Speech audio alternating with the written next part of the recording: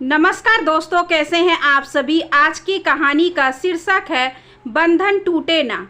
प्रिय अनुराग, शुभाशीष, कल तुमने फ़ोन पर जो कुछ भी कहा सुनकर क्षण भर को तो स्तंभ रह गया मैं। फिर भयभीत हो उठा। कहीं बेटा भी आजीवन पिता की तरह दुखों की सलीब पर। हे ईश्वर, ऐसा कभी ना हो, यही प्रार्थना कर रहा हूँ। आज तक किसी से कुछ नहीं कहा, मन की पीड़ा मन में ही समेट ली, क्योंकि दुनिया की नज़र में एक पुरुष किसी भी परिस्थिति में दुखी, पीड़ित और लाचार कहाँ होता है। स्त्री की वेदना सबको सहज ही दिख जाती है, पर पुरुष की पीड़ा की ये विडंबना कि वो नितांत सच्चे होते हुए भी झूठ के आवरण से ढक दी जाती है। बेटा, आज तुमसे बहुत कुछ बांटना चाहता हूँ। जब से पता चला है कि बहू तुमसे नाराज होकर मायके चली गई है, तब से बेचैन हूँ। किसी तरह नीति को मना कर ले आओ बेटा। पति पत्नी में से एक का दिल भी टूटता है तो परिवार विखंडित हो जाता है। नन्हे अमृत के बारे में सोचो, क्या वो तुम दोनों में से एक के बिना भी अच्छा जीवन जी पाएगा? आखिर बहू चाहती क्या है, इस प्रश्न का उत्तर ढूंढो बेटा। ताली एक हाथ से नहीं बजती। नहीं, मैं तुम्हें दोष नहीं दे रहा हूँ। जानता हूँ तुम साफ दिल के सच्चे व संवेदनशील इंसान हो, पर बेटा बुरा मत मानना। तुमने उसी तरह अपनी पत्नी पर हावी होने की कोशिश की है जैसे तुम्हारी माँ मुझ पर हावी हुआ करती थी। मैं जानता हूँ तुम्हारी माँ का मेरे प्रति व्यवहार ही तुम्हारी सोच को एकांगी बनाता है। बच्चा जो देखेगा वही तो सीखेगा ना। आज बहू मैं अपना अक्स देख रहा हूँ। तुम्हारी कटु से कटु बातों को भी वह सहजता से सह लेती है। शायद अब उसकी वेदना का बांध टूट गया हो। कुछ लोग अपनी ही संवेदनाओं के मारे होते हैं, जैसा मैं था। बचपन से ही दब्बू गलती चाहे किसी की भी हो, मैं ही आगे कर दिया जाता था और डांट खाकर अकेला चुपचाप सुबकता रहता था। पिता का भय मेरे मन पर इतना ज़्यादा था कि उनकी एक तेज आवाज़ सुनकर मैं कांपने लगता था। माँ मेरी मनोस्थिति से नितांत अनजान थी। उनके लिए तो मैं उनके 7 बच्चों में से एक था। बस मेरा बचपन दबा सहमा था। मैं हमेशा सोचता था, जब मैं पिता बनूंगा तो अपने बेटे को जितना प्यार दूंगा उतनी आज़ादी भी दूंगा।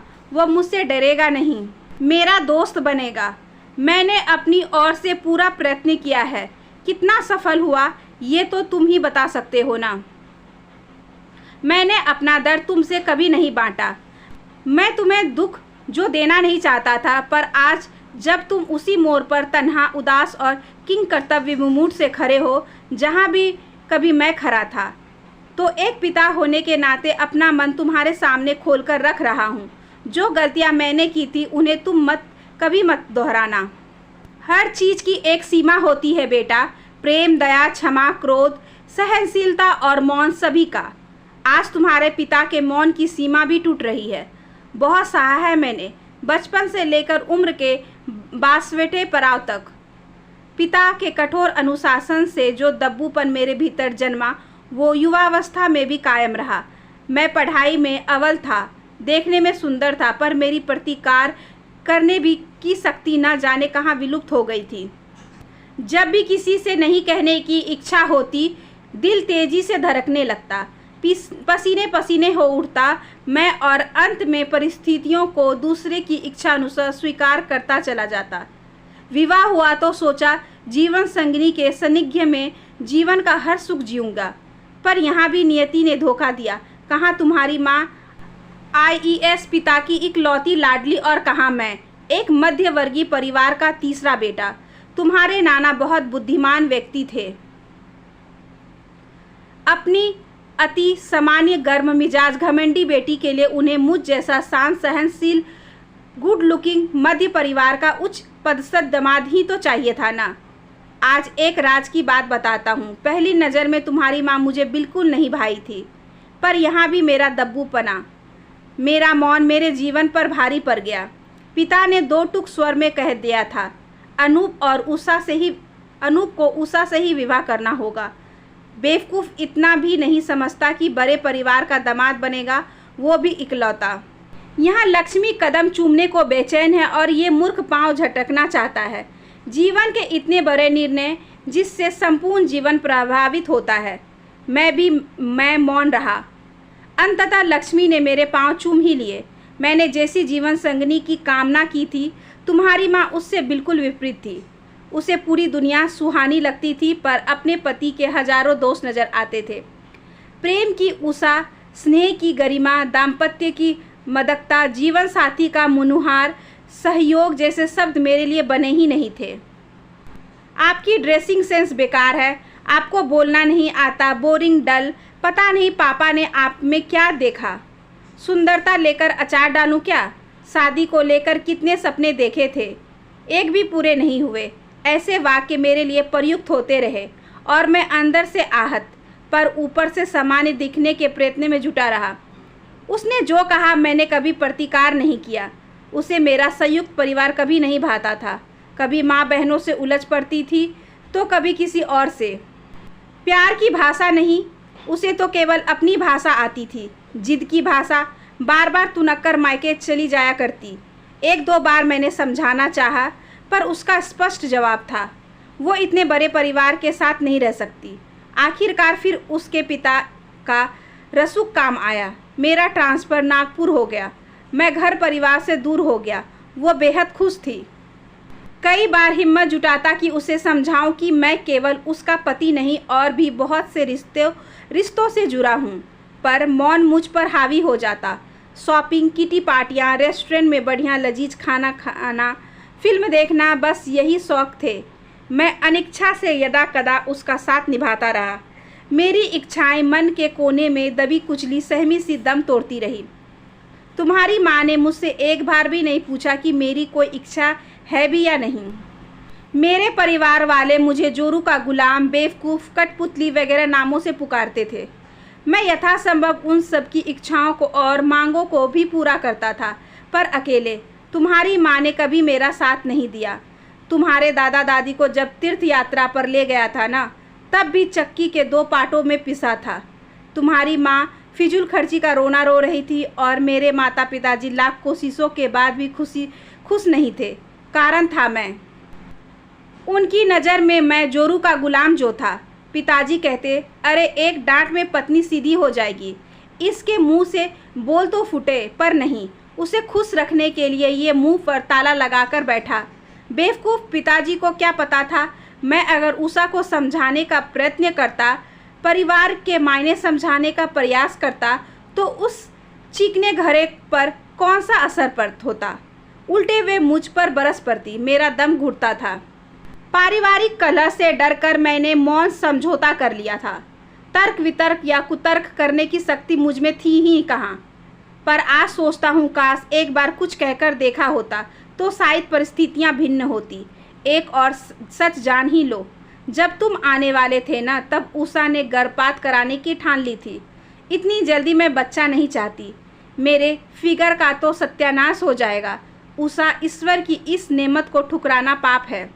मैंने प्रतिवाद करने का प्रयास किया तो वो क्रोध से भरी खूब चीखी चिल्लाई और बिना मुझे बताए अपनी एक सहेली के साथ क्लिनिक चली गई। पर यहाँ किस्मत ने मेरा साथ दिया। डॉक्टर ने साफ कह दिया कि गर्भपात के लिए देर हो चुकी है। वो बेहद कठिन दिन थे अनुराग। तुम्हारी माँ का क्रोध 7वें आसमान पर रहता था। हर बात पर चिढ़ती बिगड़ती रहती थी। सुख और आराम के सारे साधन घर में मौजूद थे, पर वो खुश नहीं थी। मेरा धैर्य, मेरा त्याग, मेरी सहनशीलता, किसी का प्रभाव उस पर नहीं पड़ा था। मेरी हर बात का वो उल्टा अर्थ लगा लेती थी और मैं मौन रह जाता था। फिर तुम आए, मुझे जीवन की पहली खुशी मिली। सच कहता हूँ, उस क्षण मेरे आनंद का पारावार न था। तुम्हें कंधे पर झुलाकर, प्रेम से दुलारकर मुझे जो आत्मिक आनंद की प्राप्ति होती थी ना, उसे मैं शब्दों में बयान नहीं कर सकता। तुम्हारे जन्म के बाद भी तुम्हारी माँ नहीं बदली। पालन पोषण का दायित्व एक आया को सौंपकर वो कर्तव्य मुक्त हो गई थी। पर मैं तुम में अपना बचपन जीता रहा। 4 वर्ष की नन्ही सी उम्र में दार्जिलिंग के बोर्डिंग स्कूल जाते समय बिलख कर रोते तुम्हारा मासूम चेहरा आज तक भुला नहीं हूँ। पर वो भी तुम्हारी माँ का निर्णय था। मैं हमेशा की तरह पीरा मन में समेटे मौन था। जब भी तुम छुट्टी में घर आते, हम बाप बेटे के लिए वो बढ़िया समय होता था, याद है ना। फिर दिन सरकते गए। मैं दिन रात किताबों में डूबा रहता और तुम्हारी माँ के तो कई शौक थे, मुझे याद नहीं आता कभी भी कुछ समय के लिए हम दोनों ने किसी मुद्दे पर चर्चा की हो। उसे सीधे निर्णय देना पसंद था और मुझे चुपचाप रहकर कलह से दूर झटकना। पर कहते हैं ना, किसी भी चीज़ की अति बुरी होती है। मेरा तटस्थ निर्लिप्त हो जाना ही मेरे लिए कष्टप्रद हो गया। पति पत्नी का रिश्ता जो सबसे निकट होता है, हमारे लिए औपचारिकता मात्र रह गया। बेटा, जब तुमने मुझे नीति से मिलवाया था तो मैं बेहद खुश हो गया था। वो मुझे जिम्मेदार और सुलझी हुई लड़की लगी थी। साथ संवेदनशील भावुक सी वो लड़की पहली नज़र में ही मुझे अपनी सी लगी थी। पर एक चीज़ उस क्षण भी मुझे खटक गई थी, तुम्हारा नीति के प्रति अजीब दबाव से भरा व्यवहार। पहले तो मैंने इसे सामान्य समझा, फिर धीरे धीरे बात समझ में आती गई कि अपनी माँ के मेरे प्रति व्यवहार से तुम भीतर से आहत हो और भयभीत भी। नीति की छोटी सी बात का मान रख लेने से भी जैसे तुम्हारे पुरुषत्व की तौहीन होती थी। नीति क्या पहनेगी, क्या खाएगी, कैसे रहेगी, सारे निर्णय तुम्हारे होते थे। एक दिन बिना तुम्हें बताए वो मायके क्या चली गई, तुमने घर में कोहराम मचा दिया था, याद है ना? उस शाम बहू फूट फूट कर रोई थी। हाँ, उसके आंसुओं का साक्षी मैं था।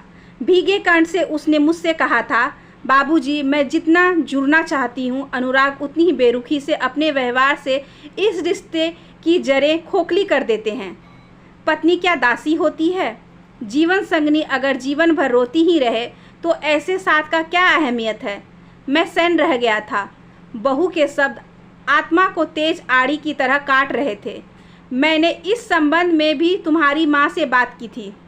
उसने लापरवाही से जवाब दे दिया, आपका ही लाडला बेटा है, आप ही उससे बात कीजिए। पति पत्नी के बीच पड़ना मूर्खता है। मैं हतप्रभ रह गया था। यहाँ पत्नी पति के बीच पड़ने जैसी क्या बात थी? हमारे बच्चों की जिंदगी का प्रश्न था। मैं आदत से लाचार फिर चुप हो गया। मुख दर्शक सा सब कुछ देखता रहा। अमृत का जन्म हुआ तो मैंने चैन की सांस ली। शायद ये बच्चा तुम दोनों के बीच पुल का काम करे, पर तुम भी अपनी आदत से लाचार थे। फिर तुम्हारा तबादला दूसरे शहर में हो गया। मैं फिर आश्वसित हो उठा था, शायद अकेले में तुम दोनों का दाम्पत्य फल फूल जाए। पर तुम्हारे फ़ोन ने मेरी इस आशा पर भी तुषाराघात कर दिया। पापा, आपकी बहू मुझसे लड़कर मायके चली गई है, अमृत को भी साथ ले गई है। जानते हैं क्या कहती है? नौकरी करके अकेले अमृत को पाल लेगी, पर मेरे साथ नहीं रहेगी। मैं भी चुप नहीं बैठने वाला। डाइवोर्स के पेपर मुंह पर मारूंगा तब होश आएगा। बेटा, जल्दबाजी में कोई निर्णय मत लो। मैं बहू से बात करूंगा। तुम्हें समझाकर मैंने फ़ोन तो रख दिया, पर मन अनजानी आशंका से थरथरा उठा था। बहू से बात की तो मुझे कहीं भी उसका दोष नज़र नहीं आया। अनुराग, क्या अपने पति से प्रेम और सम्मान की इच्छा रखना दोष है? यदि हाँ तो बहू दोषी है। बेटा, पत्नी की इच्छाओं का मान रखना तुम्हारा धर्म है। पहले सोचा तुम्हें बुलाकर तुमसे बात करो, फिर अपने स्वभाव से भी डर लगा, कहीं तुम्हें सामने पाकर सब कुछ कह न पाया तो। इसलिए पत्र में अपना दिल खोलकर रख रहा हूँ। बेटा, तुम अनजाने में ही नीति के धैर्य की परीक्षा लेते रहे हो। पिछले 3 वर्षों में उसने साबित कर दिया है कि वह एक अच्छी पत्नी है। वैसे मैं जानता हूँ कि मैं हमेशा चुप रहकर अपना दाम्पत्य खोता चला गया, और तुम में बहुत ज़्यादा बोलने टोकने की आदत है, और तुम्हारा दाम्पत्य भी टूटने के कगार पर खड़ा है। पति पत्नी का रिश्ता जो सबसे करीबी और महत्वपूर्ण होता है, लोग अपनी नादानी से इसे ही सबसे छोटा और बेकार समझ लेते हैं। जब होश आता है तो एक मधुर स्वप्निल मादक संसार हाथ से रेत की तरह फिसल गया होता है। बेटा, पुरुषत्व के अहंग में आकर गलत निर्णय मत लो, और ना ही नीति के सामने हथियार डालकर उसे मनाकर घेर ले आओ। आपस में बात करो बेटा। अपने व्यवहार में थोड़ा तुम झुको और थोड़ा उसे भी झुकने पर विवश कर दो। अपनी समस्या को सुलझाने का प्रयास करो। पति पत्नी के रिश्ते के बीच किसी भी तरह की दीवार नहीं होनी चाहिए, फिर चाहे वो मौन और सहनशीलता की ही दीवार क्यों न हो। मैंने हमेशा तुम्हारी माँ और अपने बीच चुप्पी की दीवार कायम की। परिणाम, हम दोनों इस दीवार के 2 अलग अलग छोरी पर जीवन जीने को विवश हो गए। पति पत्नी का संबंध जो 7 जन्मों का होता है, एक ही जन्म में बेमानी लगने लगा। हम दोनों ने इस अटूट बंधन को सदा तार तार किया। तुम्हारी माँ सरेआम मेरा अपमान करती रही हैं, पर मैंने कभी उससे अपने मान सम्मान की अहमियत के बारे में बात नहीं की। आज लगता है अगर हमने दिल खोलकर एक दूसरे से बात की होती तो शायद स्थिति कुछ और ही होती। पर जो बीत गई वो बात गई। तुम और बहू हमारी गलतियां मत दोहराना। मैंने नीति को भी समझा दिया है कि वो मेरी तरह तटस्थल बनने का प्रयास न करे, और तुमसे कहता हूँ अपनी जीवन संगनी के साथ सुखी दाम्पत्य जीवन जियो बेटा। उसके मन को समझने का प्रयास करो और अपना मन भी खोलकर उसकी हथेली पर धर दो। बहू की कौन सी उम्मीदों पर तुम खरे नहीं उतर रहे हो, पूछो। साथ ही उसे यह एहसास भी दिलाओ कि तुम्हारी भी कुछ उम्मीदें हैं। समझौता नहीं, सामंजस्य का निर्माण करो। दाम्पत्य का बिरवा सामंजस्य के मीठे जल से ही तो सींचा जाता है। इस सत्य को आज आत्मसात कर लो। मेरी तरह उम्र के अंतिम पड़ाव में पछतावे का एहसास नहीं होगा। मेरे जैसे लोगों की तो यही स्थिति है कि चाहे लाख कहो फिर भी बहुत कुछ मन के भीतर लावे सा दहकता ही रहता है। अब सुनो, पत्र के साथ कश्मीर के 2 हवाई टिकट भी हैं, मेरी तरफ से तुम दोनों के लिए उपहार। बहू तुम्हारी प्रतीक्षा कर रही है। जाओ, जन्म जन्म के इस बंधन को एक नई गांठ से बांध दो। इसी क्षण से प्रयास करो बेटा कि ये बंधन टूटे ना। असंख्य शुभकामनाओं के साथ, तुम्हारा पापा।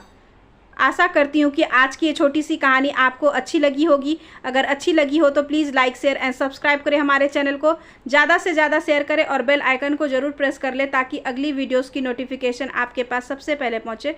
धन्यवाद।